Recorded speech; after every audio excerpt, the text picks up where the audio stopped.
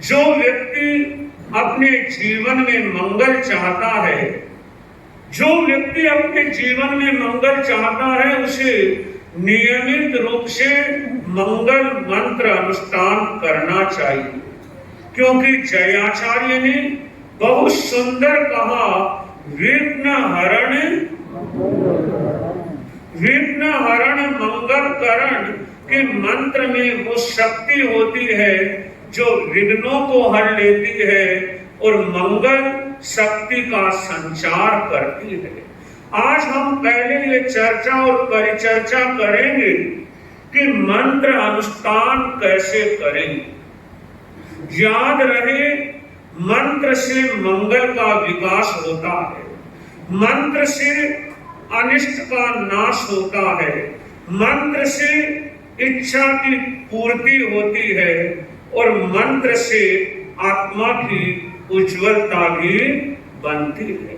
ये सत्य है कि आटा, चीनी और घी से हलवा बनता है, आटा, चीनी और घी से हलवा बनता है, मगर यह भी याद रहना चाहिए कि हलवा तभी बनता है जब ज्ञान हो कितना आटा है, कितने आटे में कितना घी है और कितने घी में कितनी चीनी का समावेश करना है। बंधुओं, मंत्र और जप शक्तिशाली होते हैं, मगर उनकी पहली शर्त ये होती है कि उसे विधि से किया जाए, उसे विधान से किया जाए।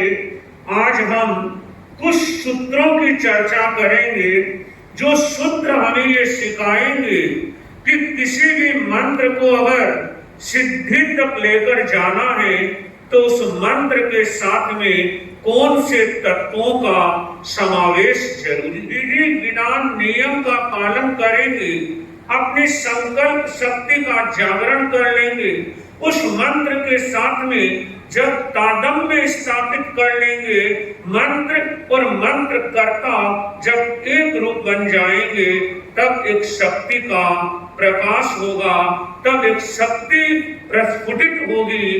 तो कुछ सूत्रों की हम चर्चा करें। उसमें पहला सूत्र यह है कि दृढ़ विश्वास होना चाहिए।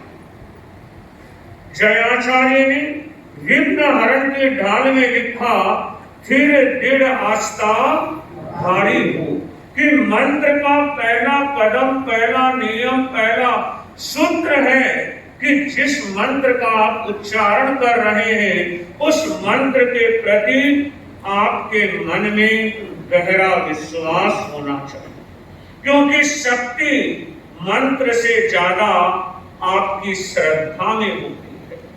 आंख में अगर मुस्कान है तो इंसान तुमसे दूर नहीं है, आंख में अगर मुस्कान है तो इंसान तुमसे दूर नहीं है, पंखों में अगर उड़ान है तो आसमान तुमसे। मेरू शिखर पर बैठकर पंछी ने यही गीत गाया था, मेरू शिखर पर बैठकर पंछी ने यही गीत गाया था, श्रद्धा में अगर जान है तो भगवान तुमसे दूर नहीं है, श्रद्धा में अगर जान है तो भगवान तुमसे दूर नहीं है। पहला नियम दृढ़ विश्वास, और ये दृढ़ विश्वास मंत्र के लिए याद रहे संजीवनी का कार्य करेगा। दूसरा सूत्र है कि मंत्र का उद्देश्य क्या है। जब आप मंत्र अनुष्ठान प्रारंभ करते हैं तो आपको मंत्र का उद्देश्य क्या है, मंत्र की सिद्धि क्या है, मंत्र की रिद्धि क्या है, ये मंत्र कैसा है, मंत्र कैसे कार्य करता है, उस उद्देश्य का विधि के साथ में निर्धारण कर लेना चाहिए कि मेरा उद्देश्य इस मंत्र से संपूरित होगा या नहीं होगा। और जो तीसरा सूत्र है वह सूत्र है शुद्धा शुद्धि का विवेक। और बंधुओं, जैन धर्म में सबसे ज्यादा महत्व अंतर की शुद्धि को दिया है। मगर अंतर की शुद्धि का अर्थ क्या है? कि जब आप मंत्र अनुष्ठान करने के लिए बैठते हैं उस समय आपके आवेश और आवेग शांत रहे।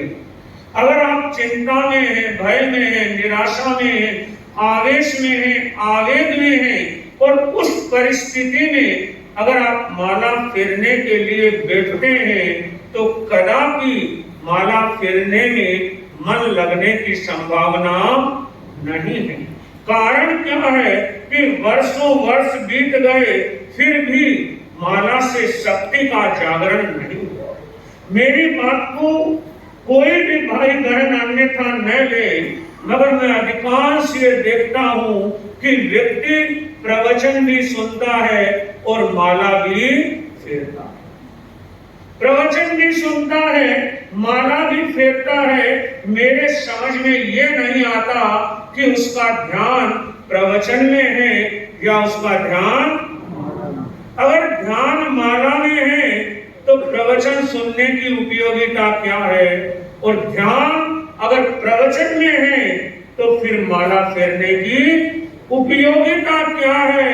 याद रहे, दो घोड़ों पर चढ़ने वाला, दो नाव में सवार होने वाला कभी मंजिल को प्राप्त नहीं कर सकता। हम पहले ये तय कर लें कि जो मेरे भीतर का संसार है उस भीतर के संसार में अभी क्या चल रहा है, पवित्रता शांति का झरना बह रहा है या किसी तरह का नकारात्मक विचार मेरे मनो मस्तिष्क पर हावी हो रहा है। तीसरे सूत्र में जहां हम शुद्धा शुद्धि का विवेक रखेंगे वहां बंधुओं याद रहे बाह्य शुद्धि का भी बड़ा महत्व होता है। अगर मान लो आप ऑफिस से घर आए हैं, पसीने से लथपथ हैं और उसी कपड़ों में बिना हाथ मुंह धोए पसीने से लथपथ हैं, बाहर घूमकर आए हैं, बाजार में कितने लोगों से मिले हैं, अगर उसी एनर्जी के साथ आप माला फेरने बैठ जाएंगे फिर आप सोचेंगे कि मेरा मन एकाग्र नहीं हो रहा, तो ये कदापि संभव नहीं। ऐसी जगह घर में बैठकर सामायिक करती है जो अधिकांश तौर पर आने जाने का रास्ता।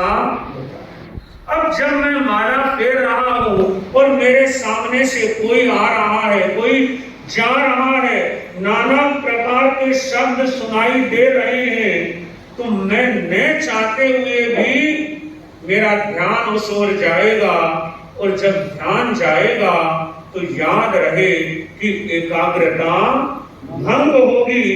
पहला सूत्र मैंने बताया था दृढ़ विश्वास, दूसरा सूत्र मैंने बताया था कि किसी भी मंत्र में उद्देश्य का निर्धारण करना जरूरी है। तीन उद्देश्य हो सकते हैं। मंत्र अनुष्ठान करने के तीन उद्देश्य हो सकते हैं। पहला उद्देश्य हो सकता है आत्मा आराधना, कि मैं आत्मा की आराधना के लिए, आत्मा की शुद्धि के लिए अनुष्ठान कर रहा हूं। दूसरा उद्देश्य हो सकता है कि मैं देवाराधना कर रहा हूं, कि मेरी इच्छा की, मेरी कामनाओं की संपूर्ति हो जाए। और तीसरा उद्देश्य हो सकता है कि मैं विघ्न निवारण के लिए अनुष्ठान कर रहा हूं। तो उद्देश्य का निर्धारण करना जरूरी है। और तीसरा जो मैंने बताया शुद्धा शुद्धि का विवेक। चौथा नियम जो किसी भी मंत्र अनुष्ठान में अनिवार्य तौर पर रखना चाहिए और वह नियम है निरंतरता।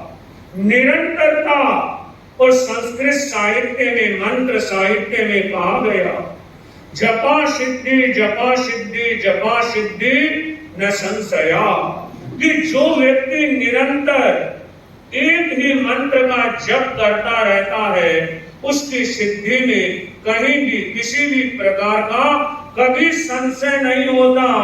बंधुओं, संशय, संदेह, विचलन उन लोगों को होती है जो बार बार अपने मंत्रों को बदल देते हैं। कभी उस मंत्र की महिमा सुनी, वो मंत्र करने लगे, आज उस मंत्र की महिमा सुनी, वो मंत्र करने लग गए।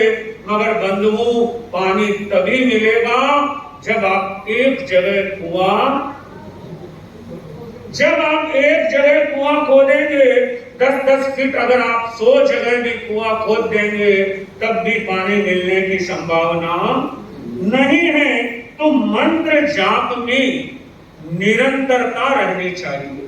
यहाँ निरंतरता का एक अर्थ और है कि आपने संकल्प किया कि मैं इतने दिन में 1.25 लाख जाप पूर्ण करूंगा। तो निरंतरता 2 तरीके से है। एक तो मुझे 4 महीने में रोज 12 माला फेर कर 1.25 लाख की संख्या पूरी करनी है। एक निरंतरता है कि मैं रोज 51 माला फेरूंगा, यानी अनुष्ठान से पूर्व आप जो भी निर्धारण करते हैं, आपको गहराई से, निष्ठा से उस नियम का पालन करना चाहिए। आज ये, कल वो, कभी 2 कदम इधर, कभी 2 कदम इधर, भूल जाओ, कभी मंजिल मिलने वाली नहीं है। और जो 5वां नियम है, वह नियम अनुष्ठान में आपकी परीक्षा लेता है, कड़ी से कड़ी परीक्षा लेता है। चाहे वो तपस्या में हो, चाहे अनुष्ठान में हो। बंधुओं, याद रहे, कर्मों से लड़ना इतना आसान नहीं है। हम बाह्य शत्रुओं से लड़कर हार जाते हैं, तो कर्म शत्रु तो कितने बलवान हैं। जब आप कर्म शत्रुओं से लड़ते हैं, तब आपको अनुष्ठान के 5वें नियम का ज्ञान होना चाहिए, और वह नियम है धैर्यता।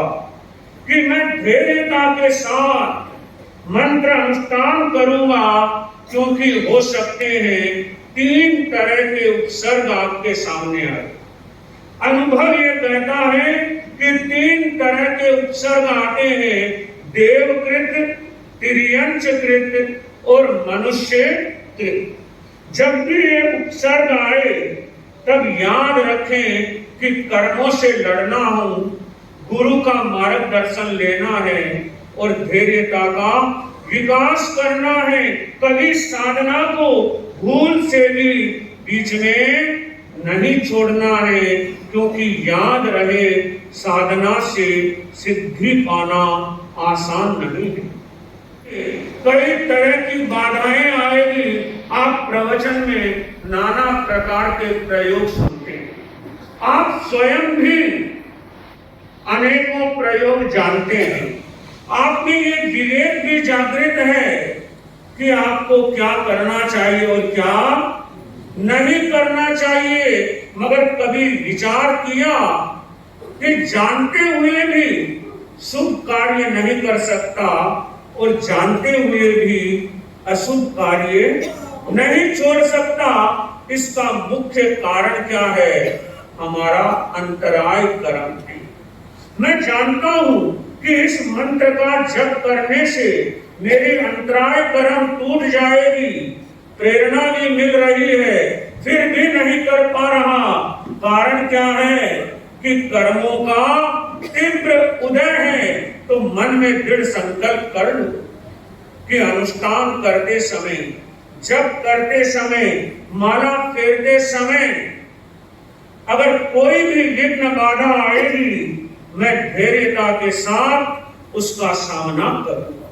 किसी भी मंत्र अनुष्ठान को करते समय 6ठा नियम याद रहे, वो नियम है उच्चारण शुद्धि। कि आप जिस मंत्र को बोल रहे हैं, उसका शुद्ध उच्चारण आप कर रहे हैं या नहीं कर रहे। मैं अधिकांश मंगल पाठ में, प्रातः प्रवचन के मंगल पाठ में एक मंत्र सुनाया करता हूँ। ओम नमो भगवते श्री पार्श्वनाथाय सर्व दुरितम अपराजिते अपराजिते महाबले मम शरीरम रक्ष रक्ष ओम फट स्वाहा।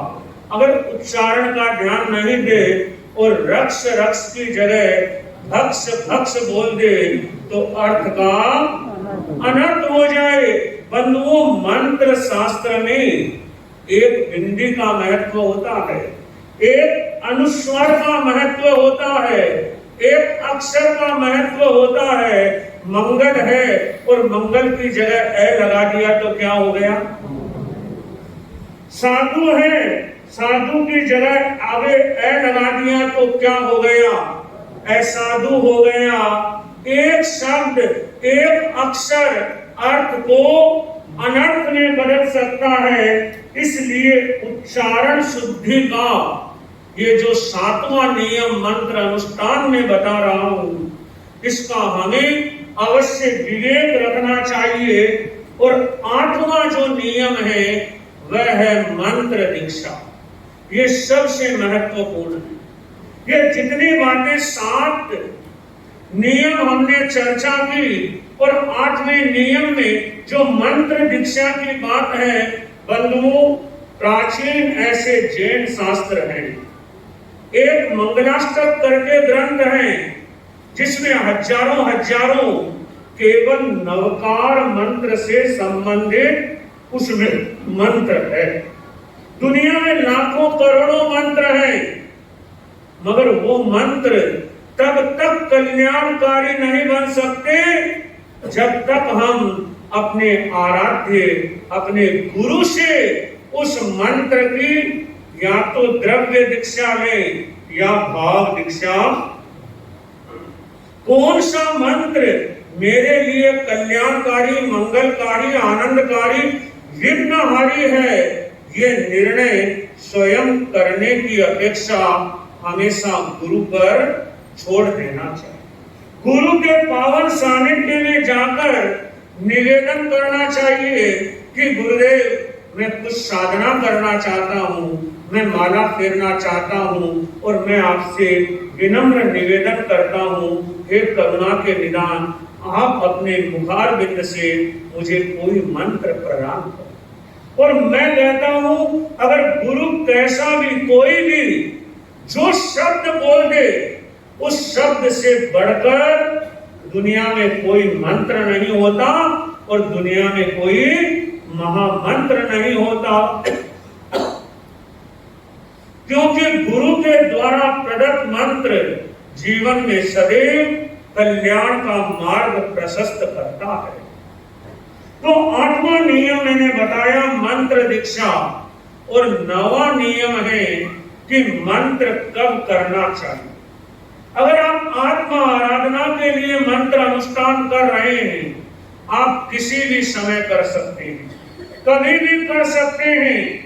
अगर आप निर्जरा के लिए कर रहे हैं, कर्मों को तोड़ने के लिए कर रहे हैं, फिर भी हमारे आचार्यों ने कुछ ऐसे स्तोत्र बनाए, कुछ ऐसे मंत्र बनाए जिन्हें करने का भी अपना एक समय है। ज्ञान मंदिर उषघरम स्तोत्र आप रात्रि में कीजिए, भक्तांबर स्तोत्र ब्रह्म मुहूर्त बेला में सूर्य उदय के आसपास कीजिए।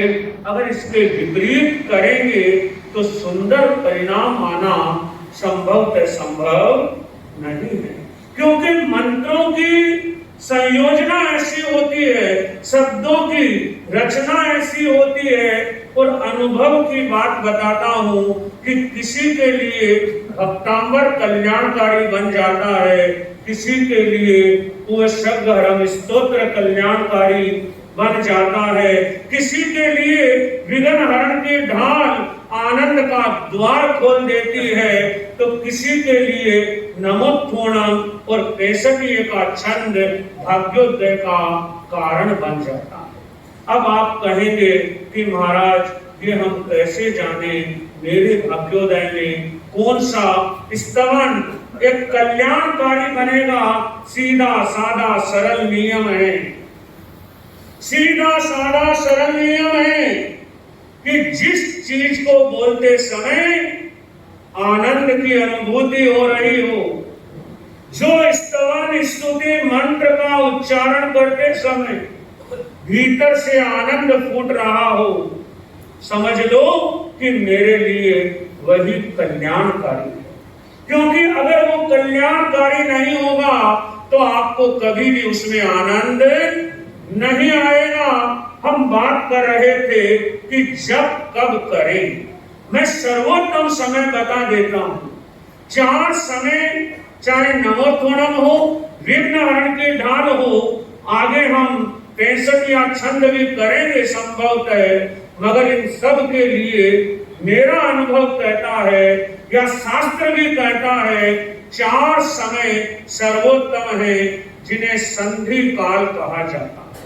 संधि काल का अर्थ होता है सूर्य उदय से कुछ समय पहले और सूर्य उदय के बाद, पहला। दूसरा, सूर्य अस्त से थोड़ा पहले और सूर्य अस्त के थोड़ा बाद। तीसरा, दिन का आधा समय का जो समय आएगा, जिसे अधिकांश हम अभिजीत मुहूर्त कह देते हैं, क्योंकि अभिजीत मुहूर्त का समय बिल्कुल तय नहीं रहता है। दिन का आधा भाग करना पड़ता है और दिन का आधा भाग करने के बाद 24 मिनट इधर और 24 मिनट उधर, उस मुहूर्त को अभिजीत मुहूर्त माना जाता है। केवल 7 वार में बुधवार के दिन उसे काम में नहीं लिया जाता और नहीं तो 6 वार के लिए अभिजीत मुहूर्त से बड़ा कोई मुहूर्त नहीं है। न तिथि देखनी, न वार देखना, न नक्षत्र देखना, न लगन देखना और न चंद्रमा देखना अभिजीत मुहूर्त है, वह साधना के लिए सर्वोत्तम है। तो तीसरा समय हो गया। और चौथा समय तीसरे समय की तरह ही रात्रि का आधा हिस्सा इधर और आधा हिस्सा उधर। अब मान लीजिए किसी को अनुष्ठान में 40 मिनट का समय लगता है, तो वह क्या करेगा कि सूर्य उदय से 20 मिनट पहले और 20 मिनट बाद में।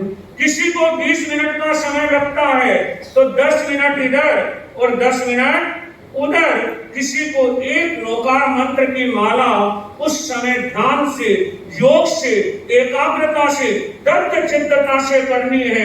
12 मिनट में एक माला बड़े आनंद के साथ होगी और आपको संधि वेला में करना है। केवल आजकल तो गूगल की सुविधा है, छोटे छोटे गांव का पता चल जाता है। तो 12 मिनट का समय एक नौकार मंत्र की माला में लगे, आप प्रयोग करके देखें। 6 मिनट 6 मिनट सूर्य उदय से पहले और 6 मिनट सूर्य उदय के बाद। कितने मिनट हुए? 12 मिनट एक नौकार मंत्र की माला।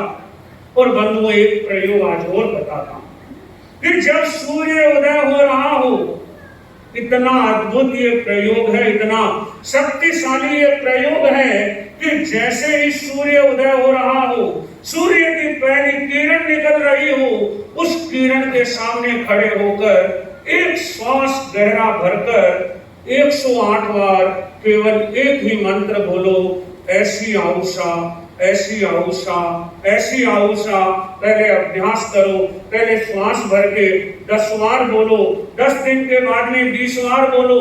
ऐसे करते करते धीरे धीरे अभ्यास बढ़ाते जाओ।